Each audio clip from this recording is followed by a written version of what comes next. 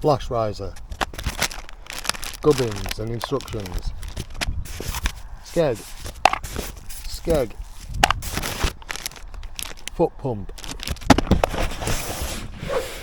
whoa, feels nice, 2 seats, floor chamber,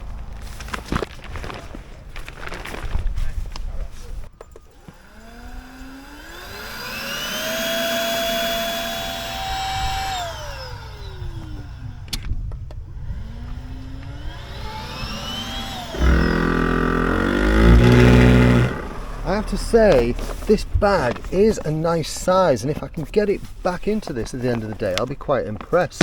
I've just noticed it's also got a zip on it, so you can put things in at the front once you've got stuff in. That's a nice touch.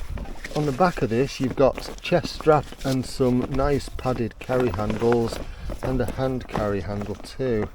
It's alright, isn't it? So this is the Aqua Marina Halve, so called Halve because it's half the weight of a standard kayak. It weighs in at around 7.5 to 8 kilos. It's about 7.5 kilos net weight, so start adding the gubbins in and it weighs a bit more. It is a double seater.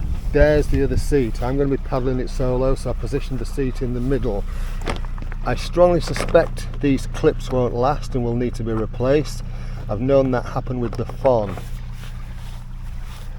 I have noticed one flaw, one fly in the ointment, and that is this footrest.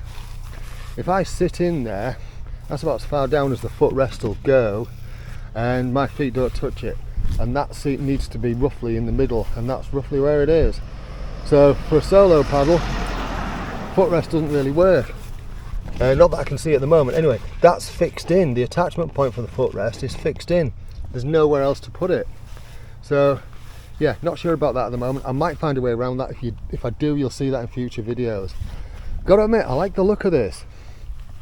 So there is a splash skirt riser. In fact, let's have a look at it from front to back. Right, what they've done, hard nose cone, really like that. Carry handle, 1, 2, 3, 4. So there's 4 carry handles on it. I think they've done it in light reflective material for precisely that reason, reflective, to avoid it from overinflating. It's made from TPU. I am not sure of the deniers. I've asked the supplier to find out and they're going to get back to me. They've contacted Aqua Marina because it's not on the website, which is a bit strange. TPU seats, as I've said, these are inflatable with one of those types of valves. Bungee at the back, needs tightening up. Another hard nose cone, and underneath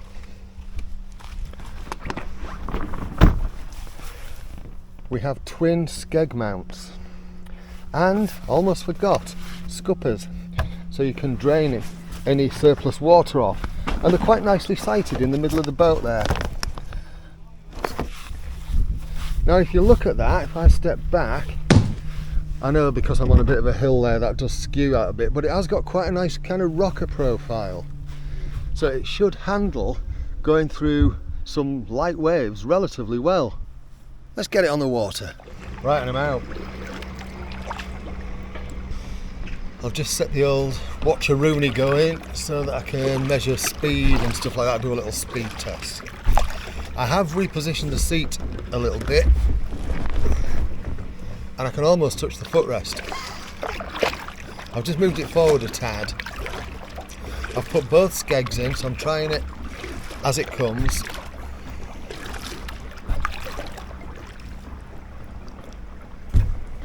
First impressions on getting it in it is it's wide. Show you what I mean. My legs don't touch the sides. It's yeah, it's quite wide. Oh, gonna crash. So we'll test out that nose cone. Yep, that worked. Now what I strongly suspect is it might not turn quite so easily with it having both skegs in.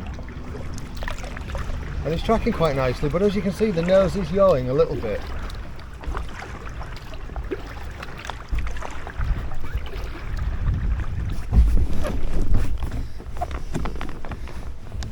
it feels quite comfortable.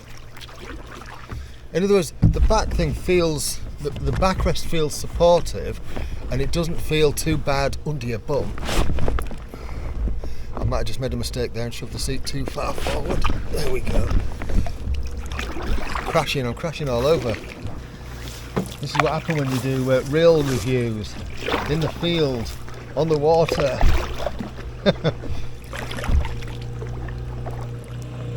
That's ironic, isn't it? Deja vu. We didn't see that coming. That boat reviews with a bit of humour. Can't beat it, can you? Right. So I'm on the river. No, I'm on a canal that feeds into the River Trent, and I'm really quite not sure of the name off the top of my head. I'll put that on the screen. And I'm just having a little bit of a paddle down here. I'm meeting up this afternoon with John from our kayaking group, also known as Swan Dodger, also known as Rough Paddling on YouTube. And we're going out for a bit of a paddle, probably end up going up here. But I wanted to get out and just do this review on this first and do a bit of a test. Feels nice on the water. Not got GPS yet to do speed tests and so on. I've got to admit, I think it certainly stands out with it being so wide. I like it. I'm such a doofus sometimes. I'd forgotten to press go on my watch. Forgotten to press start. What a wally. Anyway, it'll pick up soon.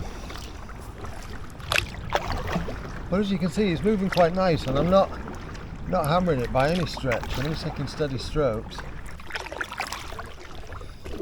Even though this boat's wide, with the pontoons being so quite small actually, the paddle goes over it without an issue. You don't find your hands rubbing on the side, and that's a bonus. This is a 250cm paddle though, by the way. I think for me one of the big questions is, can I get this back in the bag at the end of the day?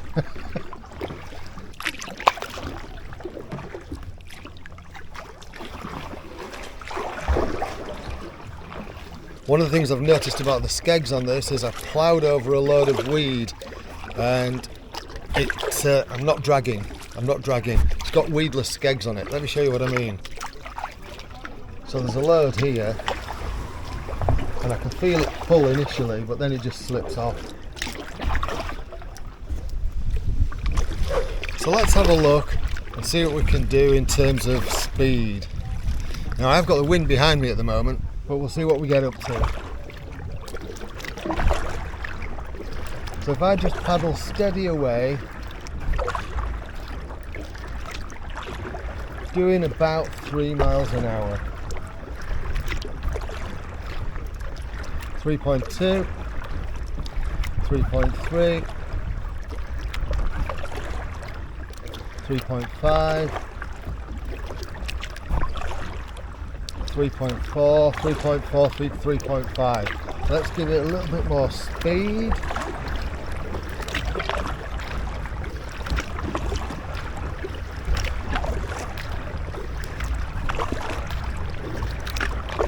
So back to 3.5, 3.6, 3.8.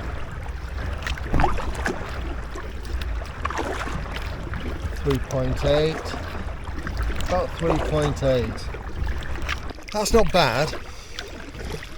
I think because of the width of this boat, you've got a little bit more friction with the water, and that slows it down a bit. It would be quite interesting. I think when I go out with John this afternoon, I'll take one of the skegs out and just see if that makes a difference.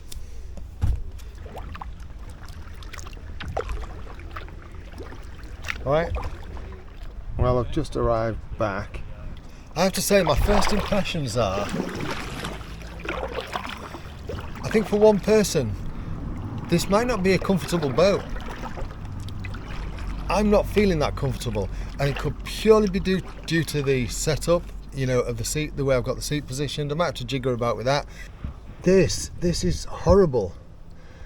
My feet have been like that there for the duration, and you know when your ankles start to ache because they've been in a set position, I need them like that. I need them more upright, and yeah, that they just don't reach that. And short of moving this seat really far forward, I don't know what else to do at the minute. Other than that, Quite like it. As I say, I'm interested to see what it'd be like when I get it packed down back into the bag. If yeah. So I'll go back out with it with John, and if I have any other thoughts, I'll add them after this. Let me know what you think about this in the comments. It is really light, and it is going to have a place. It might replace my Chelan. I don't know yet. I have considered that. Because it packs down so small and the Chelan packs down quite large, I might swap those two over and sell the Chelan. As I say, don't know yet. Anyway, time will tell. I should just comment on the stability, because it is really easy to move about in. Partly because it's wide,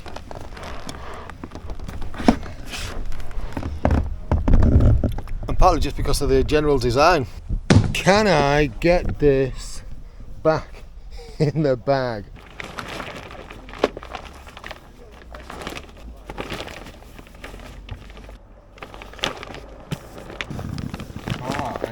Oh, aye.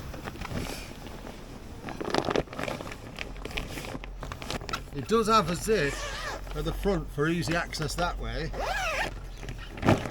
Not needed. Wow. Done with the top. Done. That bit is impressive.